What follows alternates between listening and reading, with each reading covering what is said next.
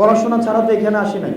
আমাদের সামনে নিউজ কিভাবে পরিবর্তন করা হয়েছে, কিন্তু নির্বাচন এই রুলস অফ গেম চেঞ্জ করে নির্বাচন হইতে হবে। আমার বিভাগেরও শিক্ষার্থী আছে যারা এখানে এখন সাংবাদিকতার সাথে যুক্ত হয়েছে, আমাদের এগুলো পড়াইছে। আমরা তো রেফারেন্সিং বুঝি, পড়াশোনা ছাড়া তো এখানে আসি নাই।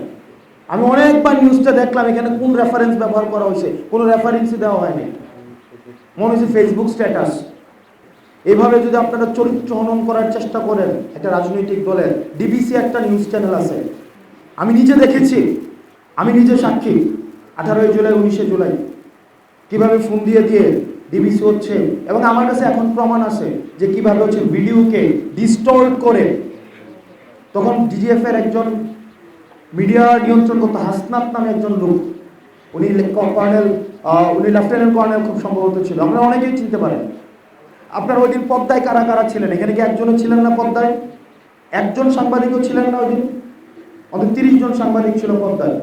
আপনাদেরকে নিউজ কিভাবে লিখে দেওয়া হয়েছে, আমাদের সামনে নিউজ কিভাবে পরিবর্তন করা হয়েছে। এখন আমরা একই প্রেসক্রিপ্ট, এই যে প্যাটার্নটা আমাদের সাথে পরিচিত, আমরা দেখি। এখন আপনারা যদি বলেন এই রুলস অফ গেম চেঞ্জ না করে আমরা আবার একটা নির্বাচনের দিকে যাব, এটা অসম্ভব। আমাদেরকে বলা হয় আমরা নির্বাচন পিছাইতে চাই। আর এই নির্বাচন টাইমলাইন নিয়ে তো আমার সমস্যা নাই। আমার নির্বাচন নভেম্বরও হোক, ডিসেম্বরও হোক, জানুয়ারি হতে হোক, এটা আমার কিচ্ছু আসে যায় না। কিন্তু নির্বাচন এই রুলস অফ গেম চেঞ্জ করে নির্বাচন হইতে হবে। আমার নভেম্বরে নির্বাচন হোক, 2 মাস পরে নির্বাচন হোক, আমি নির্বাচন যত দ্রুত সম্ভব তত দ্রুত হোক, আমার কিচ্ছু আসে যায় না। কিন্তু অবশ্যই সেটা গণপরিষদ নির্বাচন হইতে হবে। আমরা আবার একটা পুরনো একটা চুরতন্ত্রের মধ্যে ঢুকতে চাই না। একটা সরকার অর্ধেক পরিচালিত হবে পল্টন থেকে, অর্ধেক পরিচালিত হবে এফবিসিসিআই থেকে, অর্ধেক পরিচালিত হবে আপনার এই যে গণভবন থেকে, একটু পরিচালিত হবে বঙ্গভবন থেকে। এই ধরনের রাষ্ট্র ব্যবস্থা চাই না।